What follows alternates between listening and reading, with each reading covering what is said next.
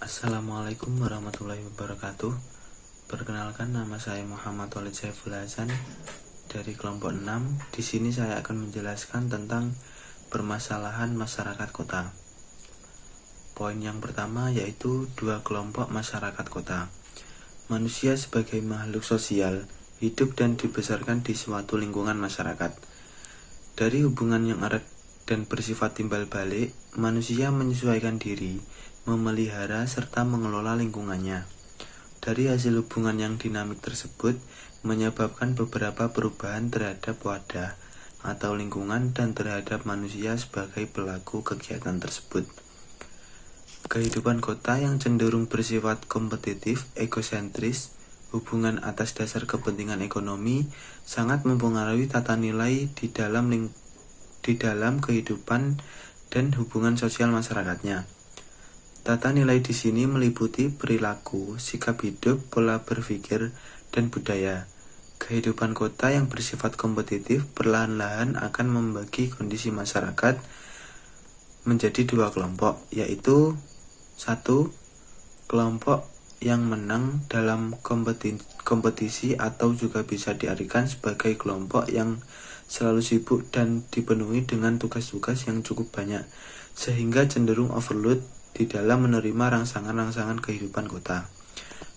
Yang kedua yaitu kelompok yang tidak memenangkan kompetisi, termasuk di dalamnya kelompok yang merasa kelebihan waktu karena tidak ada pekerjaan yang harus diselesaikan, cenderung underload sehingga merasakan kesepian dan kesendirian, merasa kurang diperhatikan dan dihargai. Poin B, perilaku individualis masyarakat kota. Kesibukan setiap warga kota dalam tempo yang cukup tinggi dapat mengurangi perhatian terhadap sesamanya. Apabila hal ini berlebihan akan menimbulkan sifat acuh tak acuh atau kurang mempunyai toleransi sosial. Masyarakat kota cenderung menyikapi kondisi tersebut dengan cara yang pertama, hanya saling mengenal terutama dalam satu peranan saja, misalnya sebagai kondektur, penjaga toko, dan sebagainya. Oleh karena itu, juga dikatakan bahwa sifat hubungan personal masyarakat kota tidak bersifat primer namun bersifat sekunder.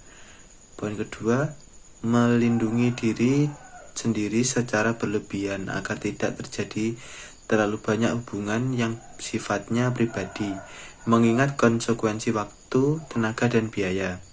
Poin ketiga, cenderung mengadakan kontak personal, bukan dengan keinginan yang berlandaskan kepentingan bersama, namun kebanyakan hubungan itu hanya digunakan sebagai sarana untuk mencapai tujuan dan kepentingan masing-masing individu.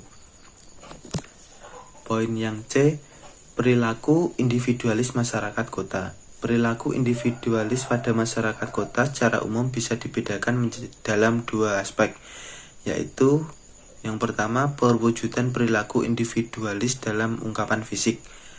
Masyarakat kota cenderung akan tercermin atau diungkapkan dalam suatu ungkapan fisik yang berupa batas ruang atau ungkapan bentuk.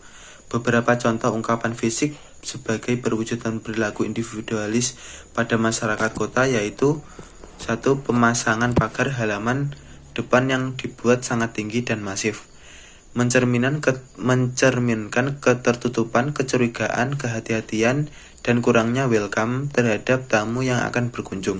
2. Perwujudan bentuk-bentuk bangunan yang tidak selaras dengan lingkungan, hanya karena untuk memenuhi ego pemilik supaya tidak disamakan atau tidak ingin sama dengan lingkungannya, dalam arti supaya dianggap lebih tinggi derajatnya dari lingkungan tersebut.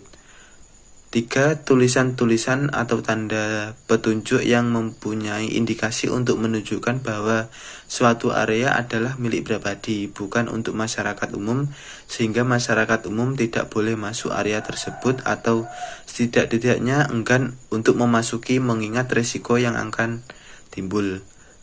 Yang B, perwujudan perilaku individualis dalam sikap. Selain diwujudkan dalam ungkapan fisik, juga banyak didapati pada sikap dan perilaku masyarakat kota. Hal ini dilihat dari beberapa contoh. 1. Kurang akrabnya antar tetangga pada suatu kompleks perumahan atau perkampungan. karena masing-masing orang telah sibuk dengan urusannya sendiri. 2. Masing-masing tetangga merasa tidak perlu menyapa apabila bertemu di jalan, karena merasa tetangga tersebut adalah orang asing bagi orang tersebut. Kemungkinan lain dan kondisi tersebut adalah tidak terpikirkannya orang tersebut untuk menyapa, karena pikirannya memang sudah dipenuhi dengan berbagai kesibukan kerja hari itu. Yang ketiga, kurangnya tenggang rasa dalam bersikap dan berbuat. Kurang lebihnya saya mohon maaf. Akhirul kalam, wabillahi taufiq wal hidayah. Wassalamualaikum warahmatullahi wabarakatuh.